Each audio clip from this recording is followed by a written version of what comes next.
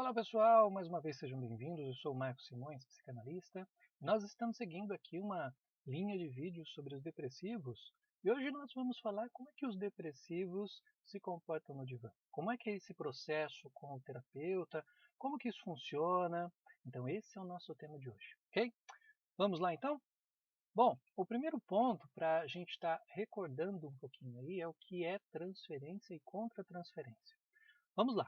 A transferência é aquela ação, é aquela atitude por parte do analisando, do paciente. E ele passa a fazer, a agir, a interpretar, a ensinar, direcionar algo para o analista. Como se o analista fosse aquela pessoa responsável por aquela dor, aquela perturbação, aquele fato que vem ocorrendo, como se o analista fosse a pessoa responsável por causar determinada coisa ao paciente, né? E que muitas vezes isso se dá de uma forma bastante inconsciente.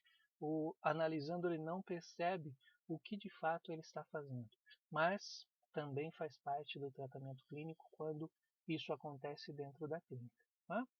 A contratransferência ela é relacionada ao próprio analista. Alguma coisa do analista foi despertada que ele está transferindo para o analisando. Ele está agindo com o analisando por conta de algo que despertou. Como, por exemplo, quando ele diz, não fui com a cara desse analisando, esse analisando me causa uma sensação ruim. Ou então, como, por exemplo, atendi essa pessoa e me senti mal. São esses processos de contratransferências que são relacionados do analista para o analisando. Então é muito importante a gente entender como que são esses pontos quando a gente fala também do depressivo, né? Agora, partindo para o nosso contexto em si, o vídeo sobre os depressivos, o que nós podemos dizer? É que o depressivo tem uma questão da benevolência, ele tem uma facilidade de ser amado. Por quê? Porque o depressivo ele tem também, como comentado nos outros vídeos, a ideia de projetar amor, projetar aquilo que é bom, projetar aquela sensação boa, aquele carinho, né? Introjetar tudo que é ruim e direcionar para o seu self. Esse é o comportamento do depressivo. Então há aí uma tendência do depressivo chamada de facilidade de ser amado, né? Facilidade de amar. Por quê? Porque o depressivo ele demonstra todo esse amor pela outra pessoa. E também há uma tendência do depressivo de idealizar o terapeuta como o bom, quando comparado com ele mesmo, quando comparado com suas questões, com seus aspectos, aquilo que acontece à sua volta. Então o que acontece? O depressivo ele tende a comparar as suas questões com as questões do próprio analista, né? Ah, de outra forma, o analista também tem aí uma tendência de preencher um certo vazio, preencher uma falta que o depressivo está tendo, né? E aí o depressivo ele tem um medo muito grande de não ser tão opressivo, de não ser tão maldoso, de não ser tão bravo e demonstrar toda essa braveza, toda essa raiva com relação ao analista. Então há uma projeção do amor, há uma projeção do afeto, da generosidade, para que ele não seja, de certa forma, desaprovado pelo analista. Então, o depressivo sempre toma esse cuidado de como ele está sendo visto, já que ele sempre se sente ocupado, ele tem um medo que o analista o desaprove, né? Então, ele também entra num processo de projetar no analista as suas próprias críticas. Como ele tem esse medo de ser desaprovado pelo analista, ele também tem uma tendência aí a projetar as suas questões, projetar as suas coisas, as suas críticas para o analista. Isso o faz ter esse cuidado ao falar. E o faz também ter esse procedimento de projetar o amor, projetar o afeto, com medo de que o outro vá embora, com medo de que o outro, ou no caso, nós estamos nos referindo ao analista, de que o analista não o aceite mais. Então é um processo dinâmico entre introjetar o que é ruim, projetar aquilo que é bom, né? Quando nós falamos aí dos anaclíticos, os anaclíticos, só lembrando, são aqueles que perderam um objeto de amor, então essa depressão vem por conta desse objeto amado perdido, né?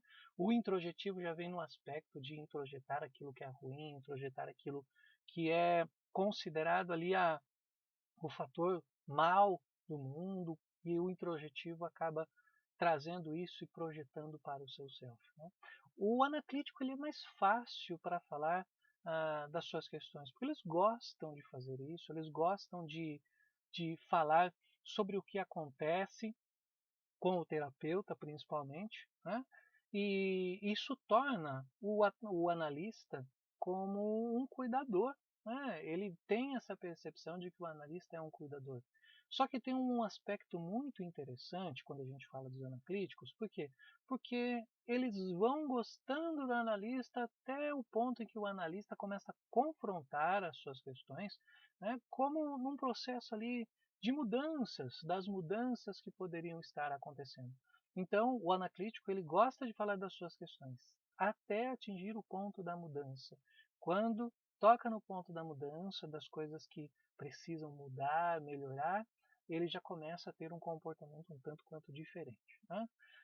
Já os introjetivos, eles tendem a projetar, como comentado anteriormente, tendem a projetar suas questões no analista, e muitas vezes eles acham que eles não podem ser curados, eles não podem ser tratados, ou então que o tratamento não funciona para eles, que não tem efeito, como se eles pesquisassem outras pessoas, e essa questão de não melhora dos introjetivos fazem eles pensar que eles não merecem esse comportamento novo, essa vida nova, essa ação nova. Então, mantém os introjetivos nesse aspecto da terapia, da análise, né?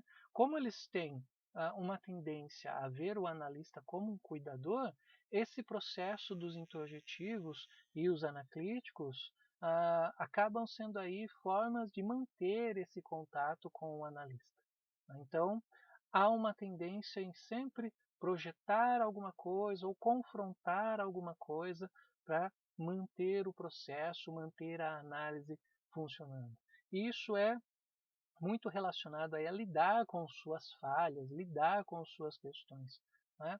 Os anaclíticos são muito mais críticos quando a gente fala de lidar com falhas, lidar com os seus problemas, lidar com aquilo que vem enfrentando. Os anaclíticos têm um comportamento diferente dos introjetivos nesse aspecto. O, o introjetivo, quando ele é mais saudável, o que nós chamamos de mais saudável? Quando ele não tem uma depressão tão profunda, tão enraizada na sua mente, né? Também é mais fácil de lidar. Entra no mesmo processo por conta da facilidade em conversar com o introjetivo, né? Já os anaclíticos são mais passivos, né? Eles são mais dependentes do que tem de fora, né? Os introjetivos eles têm um comportamento um tanto quanto diferente, porque eles acabam idealizando muito mais o analista. Os anaclíticos têm um processo que, como eu disse, mais passivo, depender do que é de fora, e como, por exemplo, a utilização de medicações. Para o anaclítico e para o introjetivo, as medicações têm bons resultados, sim. Em conjunto com a terapia, em conjunto com a análise, podem ter bons resultados. Mas o que acontece? O anaclítico ele é um pouco mais passivo do que o introjetivo. Por quê? Porque ele busca a ajuda de fora, ele busca algo de fora, ele começa a lidar com algo que está lá fora dele. Principalmente por quê? Porque ele perdeu o objeto amado, que era o objeto de fora. Então ele vê essa possibilidade do analista, assim como um medicamento, como uma possível solução para o seu problema, né? Então, essas são as relações entre os introjetivos e os anaclíticos quando a gente fala deles estarem no divã, estarem ali compartilhando o seu momento com o analista, compartilhando suas questões, cada qual com suas características, o anaclítico sendo mais crítico e com mais dificuldade de confrontar mudanças, o introjetivo com suas projeções das suas vozes, das suas críticas, dos seus comentários em relação ao analista, né? Mas também nós temos um outro aspecto aqui que é a contra-transferência. Como é que vai funcionar a contra-transferência? É muito importante que o próprio analista cuide das suas questões emocionais, faça o seu processo de terapia. Por quê? Porque como tem uma tendência do depressivo ser assim uma pessoa que se demonstra muito amorosa, muito carinhosa ou mesmo muito carente, A contratransferência, ela pode entrar nesse processo de querer acolher demais esse paciente, esse analisando. Então, é muito importante que o próprio analista esteja atento às suas questões para que ele possa lidar de forma mais fácil. Uma vez que ele tem aí uma percepção de que ele está sendo muito acolhedor, de que ele é o Deus ali, já que o depressivo tende a idealizar a figura do analista, de que pode ser uma mãe boa, de que pode ser um pai bom, né? É importante que o próprio analista esteja nesse entendimento de qual é o seu comportamento diante desse tratamento, disso tudo que vem acontecendo. Então, frisando aqui, é muito importante que o analista também faça a sua análise, para que ele possa lidar melhor com essas questões dos depressivos. Muitas vezes a gente vê os analistas falarem assim, poxa, atendi tal pessoa, saí pesado da sala, saí carregado da sala. Por quê? Porque é uma característica que pode estar relacionada aí a uma contratransferência. Ok? Esse é o vídeo de hoje, essa é a dica de hoje para você que é psicanalista, para você que é terapeuta, ou que para você também que não é nenhum nem outro, é um psicólogo ou é um psiquiatra, que esse vídeo possa estar contribuindo de alguma forma com você. E me conta aí, já deparou com alguém depressivo? Como é que você reagiu com a ação do depressivo? Como é que você teve a sua contratransferência com ele? Como é que você tentou ajudar esse depressivo em suas questões? Me conta aí nos comentários. Um abraço e até a próxima.